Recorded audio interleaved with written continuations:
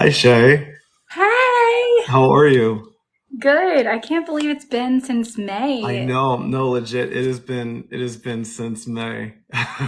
TikTok has missed you. There's going to be a rush of people. It's been a minute. It really has, and it's such a blessing, and it's been such a enlightening, year, and I'm happy. I'm happy to see you.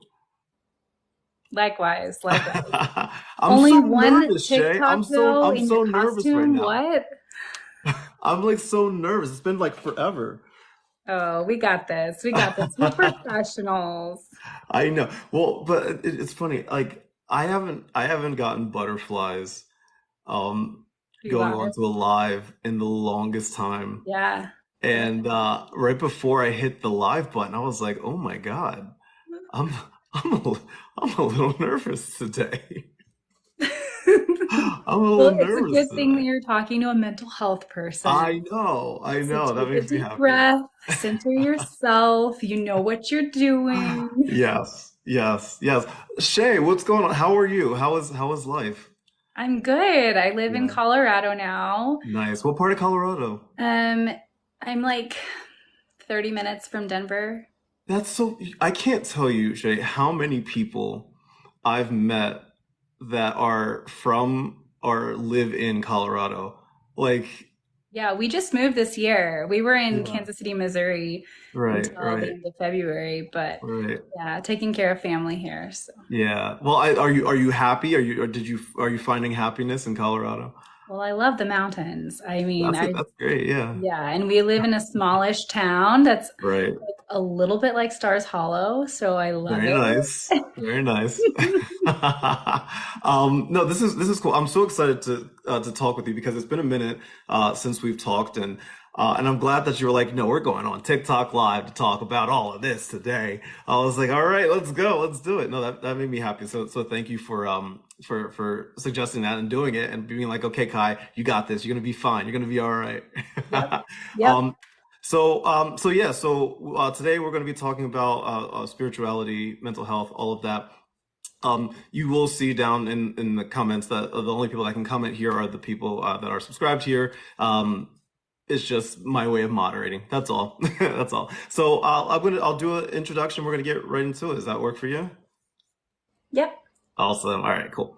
All right, my friends, here we go. Welcome back to another episode of the Vibe with Kai podcast, where we delve into the intricate world of mental health with humor, honesty, and heart. I'm your host, Kairos Kino Westcott, and today we're exploring the profound connection between spirituality and mental health. And joining us is Coach Shea. Coach Shea, a life coach and mental health practitioner with a personal journey that's as inspiring as it is enlightening. Shea's experience with anxiety, depression, and her transformative journey through hypnotherapy and spirituality offers a unique perspective that resonates deeply with many of us as we navigate our mental health lives. Shay, Hey. spirituality here. So Right. so let's start from the jump here. How has your personal experiences with especially with anxiety and depression, how has that led you to explore spirituality and mental health? Mm.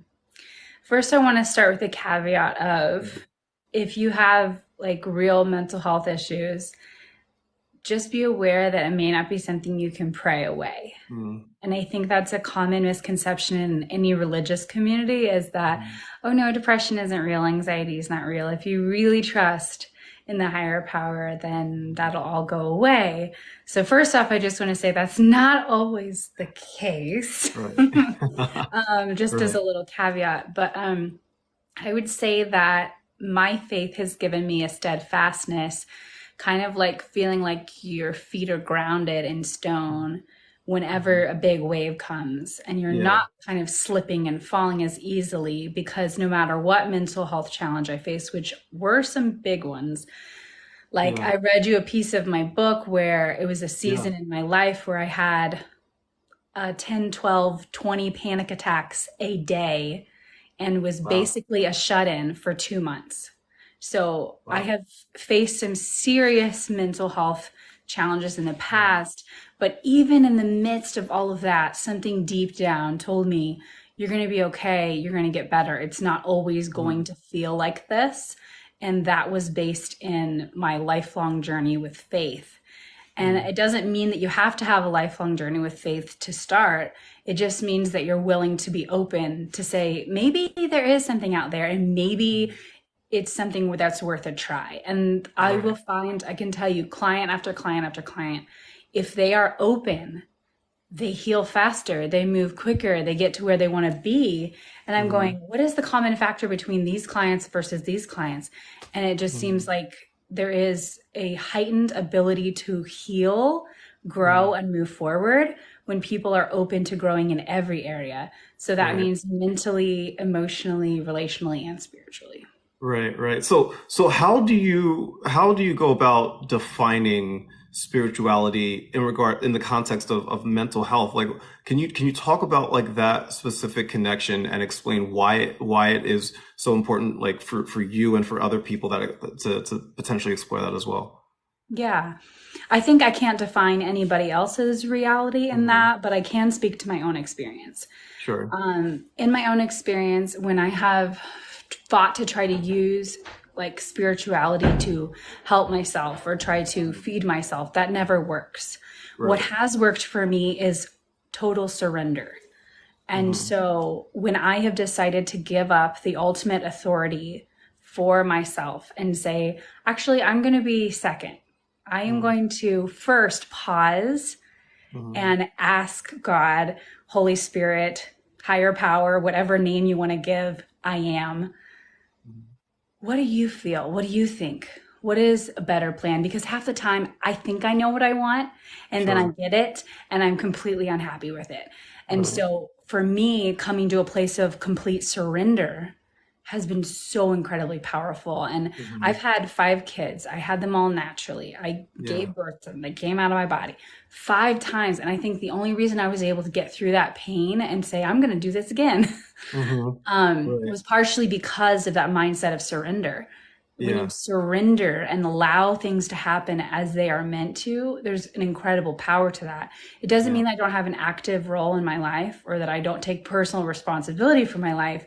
But whenever I'm feeling that extra weight or burden of stress, I don't have to carry it anymore. I can release it. Right. So obviously not everybody practices, any kind of like spirituality. Sometimes, there's a lot of people, understandably so, that just don't believe in that kind of mindset, right? Yeah.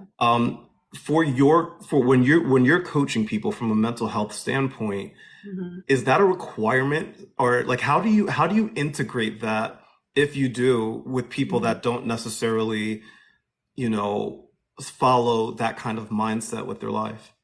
Well, even if they're not religious at all, there's so much scientific data now that backs up a lifestyle of meditation, a lifestyle of service and selflessness and forgiveness. Like, you can ask anybody. It doesn't have to be a religious leader. It can be a scientist, and they will tell you the same thing. Well, if you do some public service, if you learn how to forgive, if you learn how to have mindfulness, live in the moment, meditate, it will affect your life positively. Yeah. And it's hard because it's so funny because the scientists that prove that, okay, religious community actually makes people happier, don't necessarily choose it for themselves. And that's fair. But that's what the beauty of it. Like, no one is saying you have to do this. They're saying, well, just try to be open and find out what really helps you to grow and heal and feel happier and more whole as a person. And for me, I found a lot of that through just full on commitment to a non-conforming but real religion. Right. And not a religion that's based on rules, but according to the Bible, it actually says true religion is caring for the widow and the orphan. So that's what I'm signed up for, is being there for people who need me. That makes sense. So it sounds like that there are obviously like common misconceptions when it comes to spirituality and its connection to mental health. What are some of those kind of like misconceptions that you think people should understand in this conversation? The benefits of spirituality are not about taking 2 hours on a Sunday to go to a church service. Right. That is actually little to no benefit. Yeah. If you're literally just going to go for 2 hours and then leave, or go for 1 hour, then leave, that's just a club. Mm-hmm. If you're not connected with those people, like actually knowing them, or you're not actually interested in what they're teaching about, it has absolutely no value to you. Mm-hmm. So, like, please don't hear me saying that. Mm-hmm. Right. Mm-hmm. But I do think figuring out who you are and what you believe and what you value is incredibly important.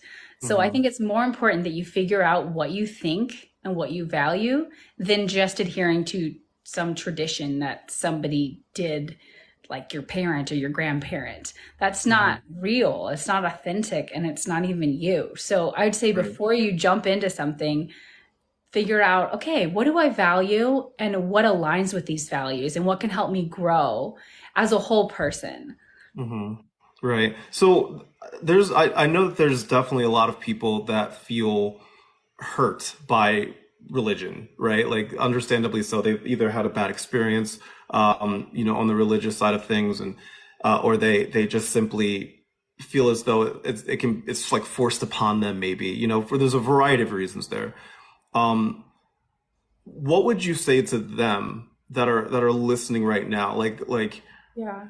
Like what words would you have for them as because I understandably so I can see why people have trauma from the religious side of things. I can use myself as an example, right? So I went to Christian school from preschool through fourth grade, and it was towards the end, it was a very traumatic experience for me, and it made me like kind of like turn my back, in a way. And I've gotten way better now, obviously, but like there's a lot of people out there that understandably so just think that like, no, that's not for me. What would you Yeah. say to them right now?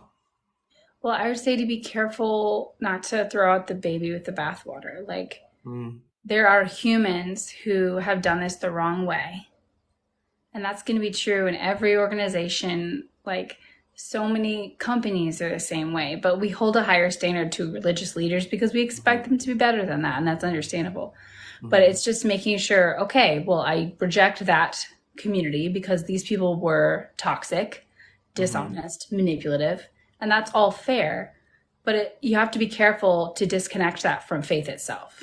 mm-hmm. So, yeah, like how much of that are you going to attribute to the person versus the reality of what faith really is? Sure. So I say when people are hurt by the church, it's completely valid. And there's probably real things that those people really did that they need to own up to. Mm-hmm. But also I'd say, why are you going to church in the first place? Is it because you really looked up to these people and you're following them? Because for me personally, that wouldn't be a good reason for me. That wouldn't be a good reason for me to be a part of a religious community. What I ask is this community helping me to grow as a person and in kindness, in goodness, and gentleness, in faithfulness, in self-control? If it's not helping me grow as a person or in my faith, then that's not a community I want to be a part of. Mm-hmm. Let's talk about coping mechanisms here, because I know that we all have some healthy ones, some unhealthy ones in that regard. Where does spirituality come into play when it comes to coping mechanisms, especially when you're going through rough times? Like for example, I am diagnosed with severe depression and generalized anxiety disorder. I have my good days, I have my not so good days, right? And I have my coping mechanisms that I use to try to manage that and to work my way through. Where does spirituality come into play when it comes to coping mechanisms? I think that it's far more effective if it's more encompassing than just a coping mechanism, if that makes sense. So if I'm like, okay, I'm going to pray to make myself feel better, but I don't actually have any faith behind that, that's probably not going to be effective. But if you're like, okay, I'm open spiritually, I think there is another awareness, another part of me that I want to discover, then that's probably going to be healthier. Like, okay, maybe there's a third eye, maybe there's a spiritual awareness here that I'm kind of feeling or experiencing. I would say to continue to seek and be a seeker. And I think that the real toxicity in religion comes when we think we have it all figured out. And, Mm-hmm. oh, I have all the answers. I actually know everything. Right. Okay. That's Yeah. when it is toxic and can cause trauma. So I'll be the first one to admit that every experience I have has taught me where I am today, and I'm always seeking. Mm-hmm. And there are incredible religious experiences that you can have in the depth of depression where Mm-hmm. you're even more open to yourself emotionally than you would have been had you been guarded and busy. Right. Right. So when you actually slow down and you're depressed, it's strangely an incredible opportunity to open up to that spiritual side of yourself and probably be more creative, Mm-hmm. even in your pain, probably open up to a new dimension of yourself that you didn't even know existed, Mm-hmm. and depth, come to another depth in your own reality. Mm-hmm. Right. You were mentioning earlier, obviously you're a mom of five, which I can't even imagine. I give moms all the credit in the world because y'all are legitimately making these miracles like inside of your body, and it's fascinating. And women moms are just like true superheroes to me. But you have five children, right? How do you find that balance between, spirituality and just parenting, right? Especially, when you have to like maybe discipline, or if there's maybe a tough situation going on with your children. How do you balance spirituality and just like basic parenting? Yeah. Um, well, I feel like for me, my spirituality is so integrated with my life that it's not like, okay, I'm going to have this time over here dedicated towards my spirituality and this time over here dedicated towards my parenting. It's all integrated now to where I'm like, I'm going to pause because this child. Hmm. Right, I'm gonna right, take a moment, take a breath, take a prayer. right, Okay, find that inner strength and peace so that I do not beat you. Um, right, right, right. or Hmm. don't yell. More Yeah. likely, don't yell. I'm kind of kidding about the beating, to be clear. But just like, okay, centering. And then also Hmm. teaching my kids that I'm imperfect in the process. Like, Hmm. hey, I need to take a moment right now and take care of myself. Hmm. So being an example of someone who's, trying to give my kids a good example and how to be mature, it's also saying mommy needs a break. Like, Yeah, I yeah, need a second to get recentered and pray for a moment, right. take a breath. If you need to do that too, you can. But Hmm. one thing we're extremely careful about is we understand that at this age, our kids are little, like they're just doing what we do. So Hmm. it's not really their faith yet, usually, as a kid. And we're just very clear with them, hey, we know you're just doing this because we're doing this. At one point, it'll be your decision. Hmm. It'll be Right, your decision what you choose. Not, right. hey, we're forcing this on you. You have to believe this because this is true. But we want you to discover what you believe within your own journey. And Hmm. we're not so naive as to think you're just going to do it exactly like we did Right, it. right. So if like let's just say hypothetically speaking, one of your children come up to you one day and is like, I don't want to do this. Mhm. Like, and I'm sure I know that there's other parents that have gone through situations like this or will be going through situations like that. How do you as a mom handle that when spirituality is such a big part of your life? Yeah. I don't know. I think it depends on the age, obviously. Hmm. At this point, we're doing this as a family because it's family Hmm. time, you Hmm. know. Hmm. But as they get older, it'll be like, okay, it's your choice to make now. Hmm. Like you're taking personal responsibility for your time, so you get to take your own car and go where you want to Right, go, you right, know? right. So it'll definitely be that kind of conversation. Like, well, you know where we're gonna be, so Yeah, yeah. So what are some, do you have any like practices or things that, people can do in regards to improving their mental health from a spiritual standpoint? Are there some like either action items or, things to think about that people can do, especially if they're just getting started or maybe they don't know what to do exactly? What can people do? What are some things that they can do to help here? yeah, it's one of the hardest things in the Mhm. entire world to be still and be quiet. Mm. but it's something that we need. Yeah, especially my cats who are running around causing a ruckus right now. I think it's a funny, weird thing to say because there's Yeah. two things that we really, really, really need as human beings and can't live without. One is connection with others, Hmm. and the Hmm. other is being completely still, completely silent, completely Hmm. alone. So it seems like, wait, these things don't go together. But where you can find that deeper self, that Yeah. curious, seeking self, is in the stillness and silence. Hmm. And instead of making it like, okay, we got to do this, this, and this, there's a checklist. If we complete it, then we're good. It's more just sitting in that stillness, sitting in that silence, Hmm. and going, okay, Hmm. I'm open. Right. Is there anything out there that wants to talk? And sometimes we'll just be more aware of our own body, like, oh, my heart kind of hurts, Hmm.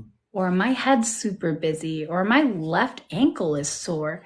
But Hmm. that's still good because we're still being present in the moment and real with how we're feeling. So Hmm. getting still and getting silent are the first steps to first getting connected to yourself. Hmm. What the heck am I doing? I'm so Right. busy. Right. I'm eating, drinking, and running all the time. So Right. it's, Hmm. and then, oh, maybe there's something I can listen for. And some people get visions. Some people see just a picture. Some people get a word. Some people have a feeling that just kind of Hmm. rises in them. Some Hmm. people like it, we all hear differently. So nobody can tell you what you're going to experience, but I can promise you if you make the space for it, you'll probably have an experience. Hmm.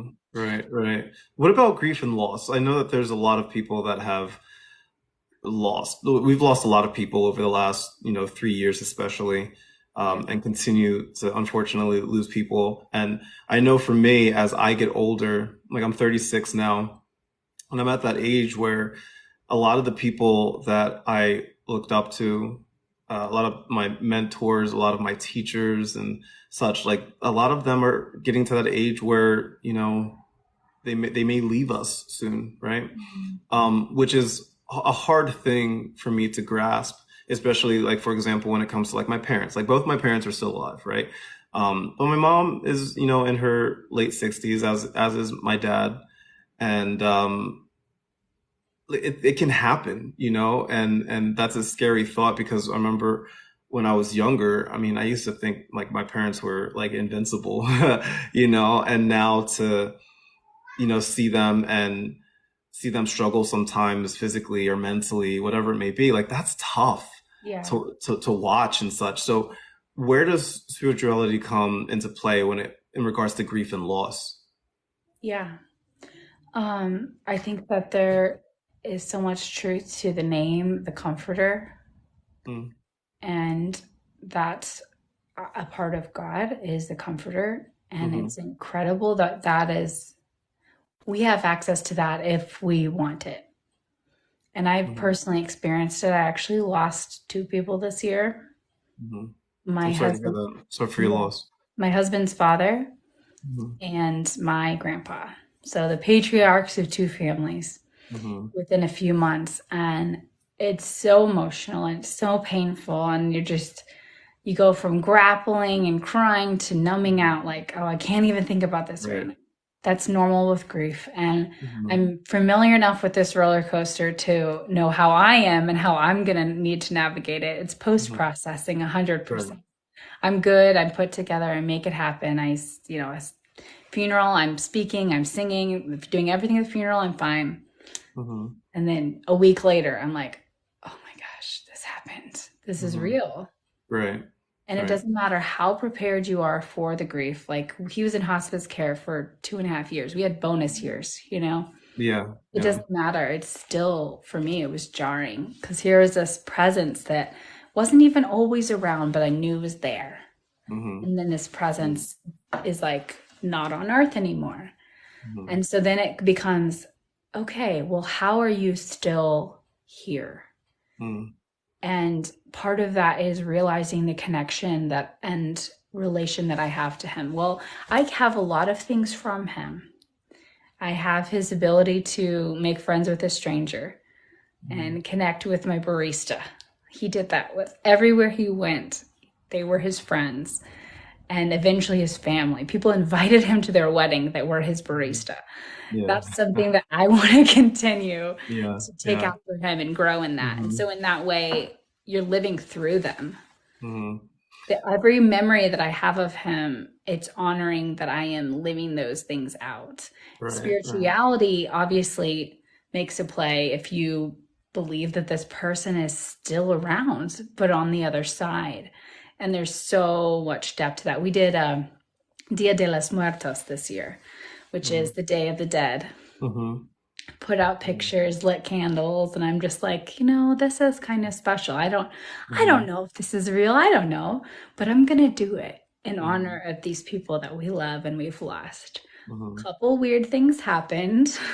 Hmm. There was a light that was blinking that had never blinked before, and now it Yeah. stopped. And Hmm. there was something that fell. No one touched it. It just fell, all within a few days of this time. And so I'm like, okay, all right, well, if you wanted to say hi, hi.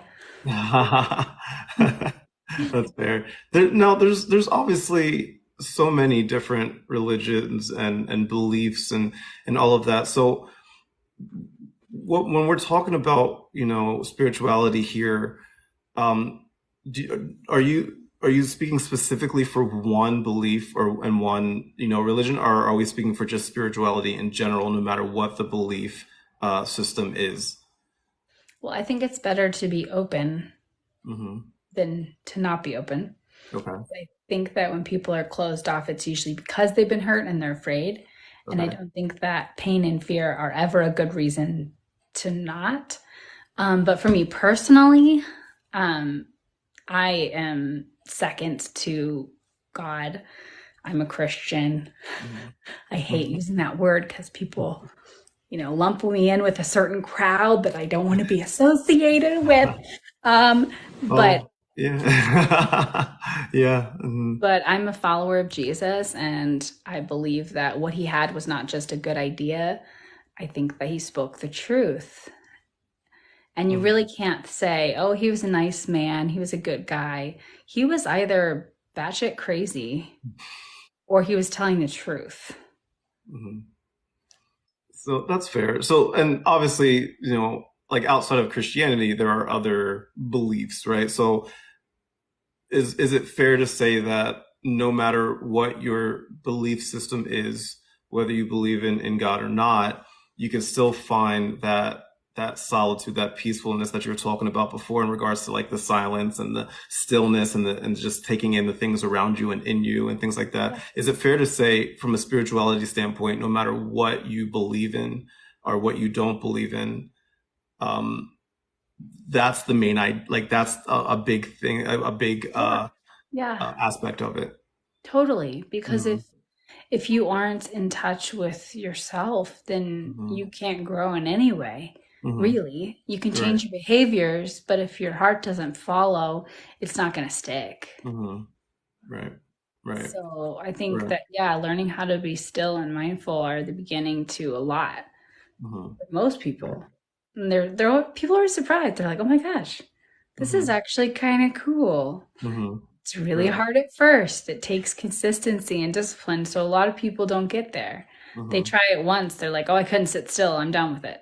And I'm like, no, no, no, no, no, Yeah. no, don't stop. I have Yeah. ADHD. So let's just say somebody that's listening right now is like, I don't believe in anything, right? Like, but I hear you when it comes to like the stillness and the silence and the taking in everything. Is that okay? Yeah. Yeah. Yeah. Yeah, I just want because the reason I ask because to me, like I know the answer to it. Like, of course, it should be okay, but I know that there are a lot of people that don't think We're that all on way. our own journey, Yeah, yeah, and I feel like if we are looking down on literally anybody, then we're Mhm. not on the right journey Right, because right. I can't judge where anybody else is at. I can only know where I'm headed, and that's Hmm. all I can be. in charge of. And it's true for everyone. Like you can Right. only be in charge of where you're headed. Right. So if there have been people that have like hurt you in the past that are religious, don't worry about them anymore. Mhm. Don't waste Right. another second of your Mhm. energy or emotional capacity being mad or worried about them because you're not hurting them, you're hurting you. Mhm. Like Right. just let go of who all those crazy people. Right. Okay, now where are you at though? Right. What do Right. you think? Right. What obviously a lot of the mental health uh, world now, like a lot of the conversation revolves around, the scientific aspect of it, right? Where does spirituality come into play when it comes to like the physical science of a person's mental health? It's crazy. Like read these studies and I'm like blown away. They've done studies of people while they're praying and seen their heart rate lowered, their breathing deepened, their oxygen improved, like all these things that are just physical attributes improved upon just recording somebody while they're praying. Mhm. That's kind of wild. That's kind of weird. Mhm. What's with this? Why does this help these people? And then there was a huge study on, they followed lots of different people from all different spaces, and they found out that these people who were volunteering and committed to a religious community were happier. Mhm. What Right. what is up with this? So of course then they're Mhm. going into it further, like, what is it about this that's helping? Well, it gives people purpose. Right. It gives you a bigger purpose in life, a bigger picture. Like, if you're the kind of person that's like, I don't know why I'm here or what I'm doing, Mhm. then you may be someone who would appreciate religion because it gives you that. Oh, here's what I'm doing and here's why I'm Mhm. here. Right. Volunteering helps people with their mental health. Well, a lot of times if people are in a community where they're all helping each other out, you end up volunteering without even meaning to. There's a Mhm. potluck and then you're cleaning up the tables afterwards and sweeping the floors. This happened to me 2 weeks ago. But Mhm. like, it's not like I'm like, oh, I'm gonna put in my 2 hours this week. It just Mhm. happens. It just starts happening because you're a part of a community that supports Mhm. each other. At least that's how it's supposed to be. Right, right. So what if somebody wants to, like, where can somebody just get started? Let's say somebody's listening right now. It's like, okay, Coach Shea, I hear you, I see you, I will try what you're saying right now. Where can they even get started? What should they do? Well, I think that most people have at least one friend who's spiritual, and they're probably coming to your mind right now. That's who you want to talk Hmm. to. Somebody you already trust, somebody you already know. Just call them and ask them questions. And if Hmm. that doesn't feel right and you're like, I don't think that's it, find somebody else. Maybe that's Hmm. not your lane. Maybe that's not the religion you're looking for. Maybe it's another person. I Hmm. personally, like 2 weeks ago, some friends of mine, a lesbian couple that goes to the kids' school, their daughter goes to school with my daughter. We've had a barbecue, we've hung out. They're like, man, I don't feel that weird thing from you that I feel from some Christians. So thank you. Hmm. Thank you. Because that's not who I want to be, right? Hmm. So if you're still inviting people into your life and you're coming off as a person who cares about other people, that's your vibe, then you're probably headed in the right direction towards spirituality, whether you realize it or not. Hmm. Right. You had mentioned a couple times, not wanting to be, along the lines of some of the other people that, you know, give Christianity a very, very bad name, in that regard. There might be some of them watching or listening right now, Yeah. right? What would you say to them in regards to, um, religion in general and mental health? Yeah. If you're feeling hate from someone, that's not the true faith. Hmm. If you're feeling love, joy, peace, patience, kindness, goodness, faithfulness, gentleness, and self control, that is the fruit of true religion. So follow that. Hmm. Right, right. This is all. I really do appreciate you like taking the time to It's a like sit touchy and chat. subject, I know. Yeah, it is. But I think it's a good conversation to have, and it is really tough sometimes to have that conversation. But I'm always a proponent like of even if a conversation is tough doesn't mean it's not important. And I think it's important to have these conversations. And when we have these conversations, just be able to, like you said before, kind of open up your mind and just honestly, just listen and take it in. And I always want to make a point to just validate people's feelings. Like there might be somebody watching or listening to this right now being like, hell no, absolutely not. I'm not doing that. Screw you.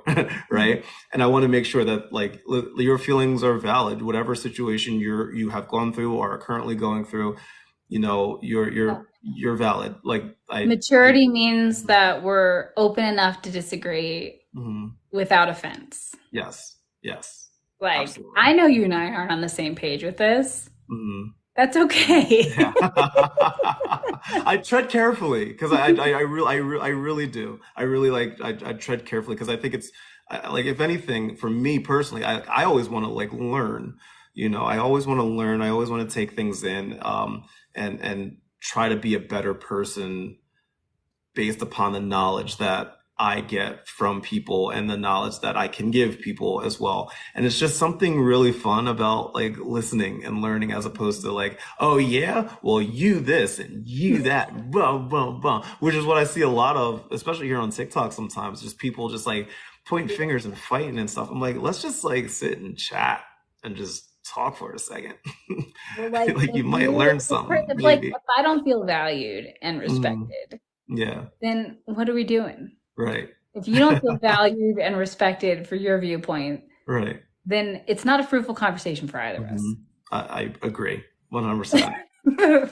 Yeah. No, honestly, thank you so much for this, because I think this is a really good conversation. For any of you that have missed this conversation, don't you worry. I'm going to be putting this up on my Instagram and on my YouTube as well, and on my podcast at some point in the next week or so, because there's a bunch of other ones I have to put up. I'm like legit. I was editing another episode before I hopped on this one, so a little backlogged, just a little bit, but I'm gonna get it done. It's just your second, third job. Wait. Like my 17th at this point.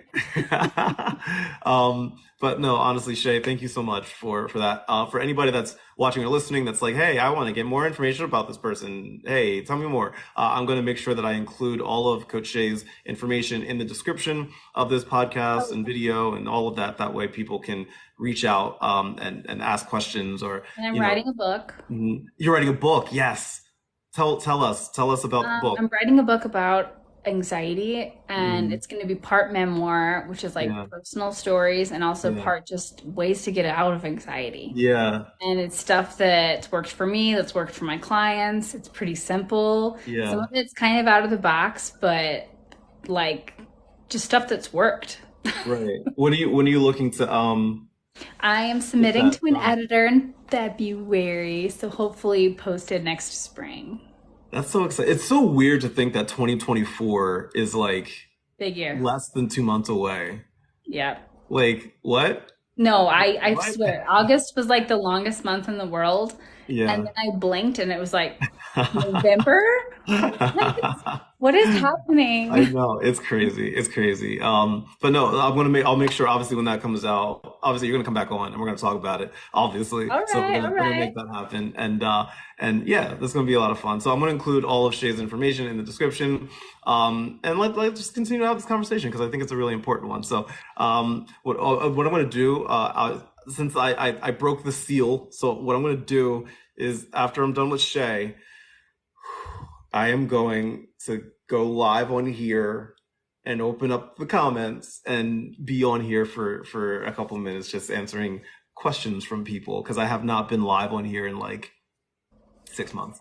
So yeah, so I'm gonna say goodbye. Tells me you're in a good place. So yay. I think I can do it. I think I'm ready. But yeah, so I'll hop off after this, then I'll hop right back in and just have a conversation with people and see how everybody's doing. So I'll do it for like 10 minutes and just like, okay. But Shea, thank you again. Thank you so much for the boost in confidence that you gave me before the live today, and thank you for the conversation today and the future conversations that we'll have. So Shea, thank you so much. Much love, good vibes, everybody.